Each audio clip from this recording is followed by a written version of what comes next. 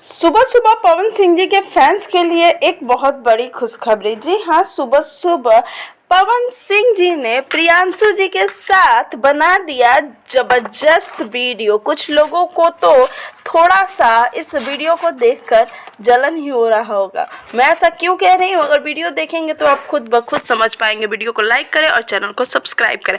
इन दिनों कुछ लोग पवन सिंह जी के पीछे हाथ धो के पड़े हुए हैं। कुछ लोग उन पर केस करना चाहते हैं, कुछ लोग कुछ और करना चाहते हैं, लेकिन हमारे पावर स्टार तो पावर स्टार है। सुबह सुबह माथे पे तिलक लगाए हुए पहुंच गए जिम, और जिम में बना दिया राजा जी गाने पे जबरदस्त वीडियो प्रियांशु जी के साथ। भले ही कोई कुछ भी करे, पवन सिंह अपने फैंस को एंटरटेन करने से नहीं रोकते हैं। जी हाँ, आप देख सकते हैं पवन सिंह जी का ये अंदाज लोगों को काफ़ी पसंद आ रहा है और सोशल मीडिया पे भी ये वीडियो काफ़ी ज़्यादा वायरल हो रहा है। वीडियो कैसा लगा हमें कमेंट में ज़रूर बताएं।